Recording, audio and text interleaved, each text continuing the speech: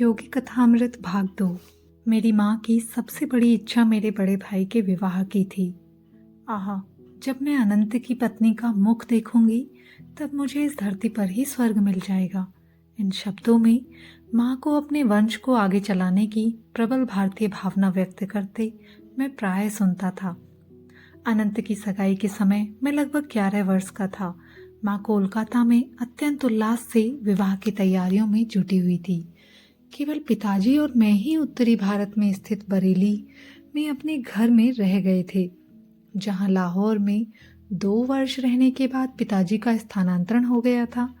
इसके पूर्व मैं अपनी 2 बड़ी बहनों रमा और रुमा के विवाहों का ठाट बाट देख चुका था, किंतु घर में सबसे बड़ा पुत्र होने के नाते अनंत के विवाह की तैयारियां तो और भी बड़े स्तर पर हो रही थी। माँ प्रतिदिन दूर दूर से कोलकाता पहुंचते सगे संबंधियों की आवभगत करने में व्यस्त थी। माँ ने 50 एमहर्स्ट स्ट्रीट में लिए गए एक नए विशाल घर में उन सबके आराम पूर्वक ठहरने की व्यवस्था की थी। सारी तैयारियां पूरी हो चुकी थी। विवाह भोज के लिए नानाविध व्यंजन, बारात के साथ अनंत को ले जाने के लिए पालकी, रंग बिरंगी बत्तियों की कतारें, गत्ते के विशालकाय हाथी और ऊंट, अंग्रेजी, स्कॉटिश और हिंदुस्तानी बैंड बाजे, पेशेवर गायक तथा नर्तक, विवाह विधि संपन्न कराने के लिए पंडित पुरोहित, सब कुछ तैयार था। मंगलोत्सव के उत्साह से भरे हुए पिताजी और मैं समय पर विवाह के लिए पहुंचने का विचार कर रहे थे, परंतु उस शुभ दिन से थोड़े ही पहले मैंने एक अमंगल सूचक दृश्य ध्यान में देखा। यह बरेली में अर्धरात्रि के समय था। मैं पिताजी के साथ अपने बंगले के बरामदे में सोया हुआ था। पलंग पर लगी मच्छरदानी की विचित्र फड़फड़ाहट की ध्वनि से मेरी नींद खुल गई। पतली मच्छरदानी के पर्दे खुल गए और मुझे अपनी प्रिय माँ दिखाई पड़ी। अपने पिताजी को जगाओ। माँ की आवाज़ केवल एक फुसफुसाहट की तरह लगी। आज ही भोर को 4 बजे यहाँ से चलने वाली पहली गाड़ी पकड़ो। यदि मुझे देखना चाहते हो तो जल्दी करो। इसके बाद वह छाया मूर्ति अदृश्य हो गई। पिताजी, पिताजी, माँ प्राण त्याग रही है। मेरे आर्त स्वर में व्याप्त व्याकुलता ने उन्हें तत्क्षण जगा दिया। सुबकते हुए मैंने उन्हें सारी घटना सुना दी। अपने स्वभाव के अनुसार इस स्थिति को अस्वीकार करते हुए उन्होंने मुझसे कहा, चिंता की कोई बात नहीं, यह तुम्हारे मन का भ्रम मात्र है। तुम्हारी माँ बिल्कुल ठीक है। यदि कोई दुखद समाचार मिल ही गया तो हम लोग कल चल पड़ेंगे। यदि आप अभी तुरंत नहीं चले तो अपने आप को आप कभी क्षमा नहीं कर पाएंगे। तीव्र व्यथा के कारण मेरे मुंह से ये शब्द भी निकल पड़े और न ही मैं आपको कभी क्षमा करूंगा। विषादपूर्ण प्रातःकाल स्पष्ट संदेश लेकर आया, माँ गंभीर रूप से अस्वस्थ, विवाह स्थगित, तुरंत आइए। पिताजी और मैं हतबुद्धि होकर निकल पड़े। रास्ते में जहाँ गाड़ी बदलनी पड़ती थी वहाँ मेरे एक चाचा हम लोगों से मिले।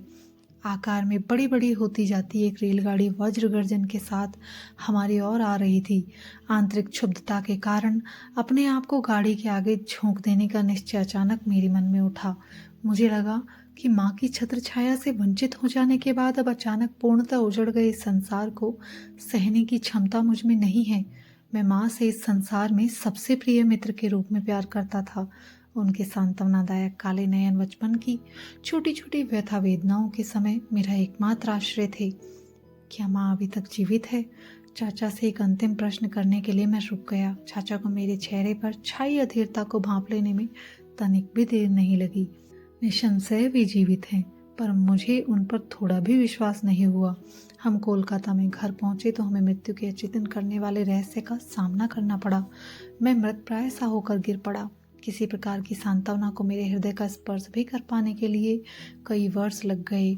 मेरे आर्त पुकारों ने साक्षात स्वर्ग के द्वारों को हिला दिया। आखिर जगजननी को आना ही पड़ा। उनके स्नेह स्निग्ध शब्दों ने मेरे रिश्ते घावों को भर दिया। वह मैं ही थी जिसने जन्म जन्मांतर में अनेक माताओं की स्नेही वत्सलता के माध्यम से तुम्हारी देखभाल की। खोए हुए जिन 2 सुंदर काले नैनों को तुम ढूंढ रहे हो, उन्हें मेरी आंखों में देखो। परम प्रिय माँ के श्राद्ध क्रम के बाद शीघ्र ही पिताजी और मैं बरेली लौट आए। अतीत की स्मृति में प्रतिदिन भोर में ही मैं अपने बंगले के सामने स्थित नरम हरित स्वर्णिम हरियाली को छाया देते खड़े पारिजात वृक्ष की दुखार्त होकर तीर्थ यात्रा करता। कभी कभी काव्यमय क्षणों में मैं सोचता था कि पारिजात के श्वेत पुष्प अपनी अंतर्जात भक्ति से हरित तर्ण वेदी पर अपने आप को बिखेर रहे हैं। ओस बिंदुओं के साथ अपने अश्रु बिंदुओं को मिलाते हुए मैं प्राय उषा से लोकोत्तर अलौकिक प्रकाश निकलता देखा करता। ईश्वर को पाने की तीव्र कसक से मैं तड़प उठता। हिमालय में चले जाने की प्रबल इच्छा मुझ में जाग उठी। मेरे एक चचेरे भाई हिमालय की पावन पर्वत श्रेणियों की यात्रा कर हमारे यहाँ बरेली आए। योगियों और स्वामियों के उस उच्च पर्वत निवास स्थान की कहानियां मैंने उनसे उत्सुकतापूर्ण सुनी। चलो हिमालय भाग चलें, यह प्रस्ताव एक दिन मैंने बरेली में अपने मकान मालिक के पुत्र द्वारका प्रसाद के समक्ष रखा, परंतु वह ऐसे विचारों से सहमत नहीं था। उसने मेरे इस विचार से मेरे बड़े भाई को अवगत करा दिया, जो उसी समय पिताजी से मिलने के लिए वहां आए थे। एक छोटे बच्चे की इस अव्यवहारिक योजना को हंसकर टाल देने के बदले अनंत ने मेरा उपहास करने का निश्चय किया। तुम्हारे गिरवे कपड़े कहाँ हैं? उनके बिना तो तुम स्वामी नहीं बन सकते। परंतु उनके इन शब्दों से मैं अबोधगम्य रूप से पुलकित हो उठा। उन शब्दों ने एक स्पष्ट चित्र मेरी दृष्टि के सामने खड़ा कर दिया कि मैं सन्यासी बनकर भारत भ्रमण कर रहा हूँ। शायद उन शब्दों ने किसी पुनर्जन्म की स्मृतियों को जगा दिया था। चाहे जो बात हो, पर मुझे यह तो पता चल गया कि प्राचीन संन्यास परंपरा का गेरुआ वस्त्र मैं अत्यंत स्वाभाविक सहजता के साथ धारण कर सकूंगा। एक दिन द्वारका के साथ बातचीत करते हुए मैंने अनुभव किया कि हिमस्खलन के समान प्रचंड वेग से ईश्वर प्रेम की धारा मुझ में उतर रही है। इसी के फलस्वरूप शब्दों का जो धारा प्रवाह मुझसे बहने लगा, उसकी ओर द्वारका का तो विशेष ध्यान नहीं था, पर मैं पूरे मन से अपने आप को सुन रहा था। उसी दिन दोपहर को मैं हिमालय की तलहटी में स्थित पहाड़ियों में बसे नैनीताल की ओर भाग गया। अनंत ने भी दृढ़ संकल्प के साथ मेरा पीछा किया और विवश होकर मुझे दुखी अंतःकरण के साथ बरेली वापस आना पड़ा। मुझे केवल एक ही तीर्थ यात्रा करने की अनुमति थी और वह थी प्रतिदिन प्रातः की पारिजात वृक्ष की तीर्थ यात्रा। मेरा हृदय अपनी खोई हुई दोनों माताओं के लिए मूक रुदन करता रहा। एक मानवी माता, दूसरी जगन माता। माँ के स्वर्गवास से परिवार में जो रिक्तता उत्पन्न हो गई वह कभी भरी नहीं जा सकती थी। अपने जीवन के लगभग 40 शेष वर्षों में पिताजी ने दूसरा विवाह नहीं किया। अपने बाल वृंद के माता पिता की कठिन भूमिका उन्होंने स्वयं ही स्वीकार कर ली और इसके निर्वाह में वे हमारे साथ अधिक कोमल हृदय, अधिक मिलनसार बन गए। शांति और सूझबूझ के साथ ही वे विभिन्न पारिवारिक समस्याओं को हल करते। कार्यालय से आने के पश्चात वे किसी विरक्त की भांति अपने कक्ष में चले जाते और आनंदपूर्ण प्रशांति में क्रियायोग का अभ्यास करते। माँ के स्वर्गवास के बहुत समय बाद मैंने ऐसी छोटी छोटी बातों का ध्यान रखने के लिए एक अंग्रेज परिचारिका को रखने का प्रयास किया ताकि पिताजी को कुछ आराम मिल सके, परंतु पिताजी ने सिर हिला हिलाकर अपनी असहमति प्रकट की। तुम्हारी माँ के साथ ही मेरी सेवा का अंत हो गया। आजीवन एक पत्नी परायणता के भाव में उनकी आंखें खो गई। मैं किसी भी अन्य स्त्री की सेवा ग्रहण नहीं करूंगा। माँ के गुजर जाने के 14 महीने बाद मुझे ज्ञात हुआ कि वह मेरे लिए एक महत्वपूर्ण संदेश छोड़ गई है। उनके अंतिम समय अनंतदा उनके पास उपस्थित थे और उन्होंने उनके शब्दों को लिख लिया था। यद्यपि माँ ने वह संदेश मुझे 1 वर्ष में दिए जाने का निर्देश दिया था, तथापि मेरे भाई ने उसमें विलंब कर दिया था। उन्हें शीघ्र ही माँ द्वारा उनके लिए पसंद की हुई कन्या से विवाह करने के लिए बरेली से कोलकाता प्रस्थान करना था। एक दिन संध्या को उन्होंने मुझे अपने पास बुलाया। मुकुंद, तुम्हें यह विलक्षण समाचार देने में मैं आनाकानी करता रहा। उनके स्वर में विवशतापूर्ण समर्पण था। मुझे भय था कि इससे तुम्हारी गृहत्याग की इच्छा और भड़क उठेगी, परंतु तुम वैसे भी अभी प्रबल ईश्वर प्रेम से ओतप्रोत हो। अभी हाल ही में जब मैं तुम्हें हिमालय जाते हुए रास्ते से पकड़ लाया, तभी मैंने एक निश्चित संकल्प कर लिया। मुझे किसी भी परिस्थिति में अब अपना पवित्र वचन निभाने में देर नहीं करनी चाहिए। मेरे भाई ने मुझे एक छोटी सी डिबिया दी और माँ का संदेश मुझे सुनाया। माँ ने कहा था, मेरे प्रिय पुत्र मुकुंद, मेरे ये शब्द तुम्हारे लिए मेरा अंतिम आशीर्वाद हैं। अब वह समय आ गया है जब मुझे तुम्हारे जन्म के पश्चात घटी अलौकिक घटनाओं से तुम्हें अवगत करा देना चाहिए। जब तुम मेरी गोद में एक नन्हे से शिशु मात्र थे, तभी मुझे तुम्हारे निहित मार्ग का पता चल गया था। मैं तब तुम्हें वाराणसी में अपने गुरु के घर ले गई थी। वहाँ शिष्यों की भीड़ की ओट में लगभग छिपे हुए मैं ध्यानस्थ लाहिड़ी महाशय को कठिनता से देख पा रही थी।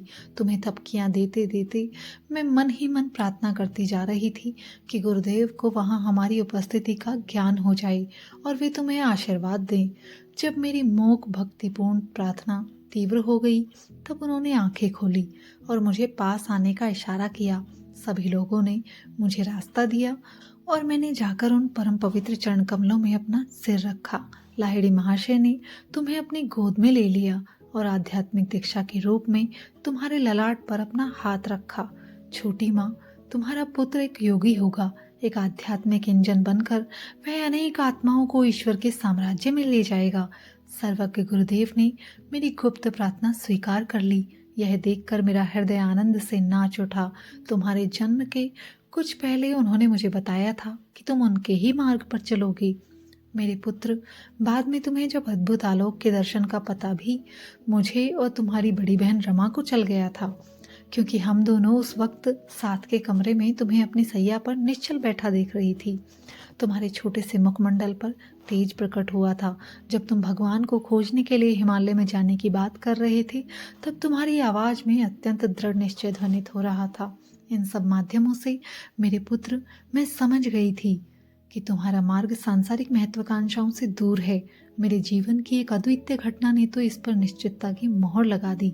वही घटना आज मुझे मृत्युशैया से यह संदेश तुम्हें देने के लिए विवश कर रही है। यह घटना है पंजाब में एक साधु के दर्शन की। जब हमारा परिवार लाहौर में रहता था, तब एक दिन प्रातःकाल नौकर मेरे कमरे में आया। मालकिन, एक अजीब साधु द्वार पर आया है, कहता है कि उसे मुकुंद की माँ से ही मिलना है। इन सीधे सरल शब्दों से मेरे भीतर कोई तार झंकृत हो उठा। मैं तुरंत साधु से मिलने बाहर गई। उनके चरणों में प्रणाम करते समय मैं समझ गई कि मेरे सामने कोई सच्चा सिद्ध पुरुष खड़ा है। उन्होंने कहा, माता, महान गुरुजन तुम्हें यह बता देना चाहते हैं कि इस पृथ्वी पर तुम्हारा वास अब अधिक दिन नहीं रहेगा। तुम्हारी अगली बीमारी तुम्हारे लिए अंतिम सिद्ध होगी। इसके पश्चात थोड़ी देर वे मौन रहे। उस मौन के दौरान मैंने कोई भय या संकट नहीं, बल्कि महान शांति अनुभव की। अंततः वह फिर कहने लगे, तुम्हें अपने पास अमानत के रूप में रखने के लिए चांदी का एक ताबीज दिया जाएगा। वह आज मैं तुम्हें नहीं दूंगा। मेरे कथन को सत्य प्रमाणित करने के लिए कल जब तुम ध्यान कर रही होगी, तब वह तुम्हारे हाथों में मूर्त रूप धारण कर लेगा। जब तुम्हारी मृत्यु की घड़ी निकट आएगी, तब तुम्हें वह ताबीज अपने बड़े बेटे अनंत को देकर उसे बताना होगा कि 1 वर्ष तक वह उस ताबीज को अपने पास रखे और तत्पश्चात उसे तुम्हारे द्वितीय पुत्र को दे। महापुरुषों से प्राप्त उस ताबीज के मर्म को मुकुंद समझ लेगा। उसे वह ताबीज तब मिलना चाहिए जब वह सारी सांसारिक आकांक्षाओं का परित्याग कर प्राणपण से ईश्वर की खोज करने के लिए प्रस्तुत हो रहा हो। जब वह ताबीज कुछ वर्षों तक उसके पास रह चुका होगा और जब उसका उद्देश्य पूरा हो चुका होगा, तब वह अपने आप अदृश्य हो जाएगा। गुप्त से अति गुप्त स्थान में भी वह रखा हो, तब भी वह जहाँ से आया था वहीं वापस चला जाएगा। मैंने उस साधु को भिक्षा अर्पण कर परम भक्ति भाव से नमन किया। भिक्षा ग्रहण न कर मुझे आशीर्वाद देकर वह चले गए। अगले दिन संध्या को जब मैं हाथ जोड़कर ध्यान में बैठी थी, तब चांदी का एक ताबीज मेरी हथेलियों के बीच में प्रकट हो गया। जैसा साधु ने कहा था, उसके शीतल चिकने स्पर्श से मुझे उसके प्रकट होने का ज्ञान हो गया। मैंने 2 वर्षों से अधिक समय तक इसे सावधानी पूर्वक संभाल कर रखा और अब इसे अनंत के पास छोड़े जा रही हूँ। मेरे लिए कोई शोक मत करना, क्योंकि मुझे मेरे गुरुदेव ईश्वर की गोद में पहुंचा देंगे। अच्छा मेरे बच्चे, अब मैं चलती हूँ। जगन्माता तेरी रक्षा करेगी। ताबीज मेरे हाथ में आते ही ज्ञान का उज्जवल प्रकाश मुझ पर छा गया। अनेक सुप्त स्मृतियां जागृत हो उठी। ताबीज गोल दिखने में कुछ विचित्र सा और प्राचीन लगता था। उस पर संस्कृत के अक्षर खुदे हुए थे।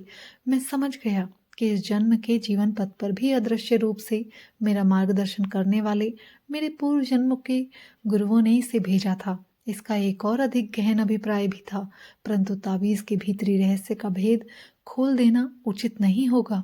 मेरे जीवन की अत्यंत दुखद घटनाओं के बीच वह ताबीज अंततः किस प्रकार अदृश्य हो गया और उसका अदृश्य होना किस प्रकार मेरे लिए गुरुलाभ का सूचक सिद्ध हुआ, इसका वर्णन इस प्रकरण में करने की आवश्यकता नहीं। किंतु हिमालय में जाने की अपनी चेष्टाओं में बार बार असफल किया गया। यह बालक ताबीज के पंखों पर सवार होकर प्रतिदिन दूर दूर तक यात्रा कर लेता था।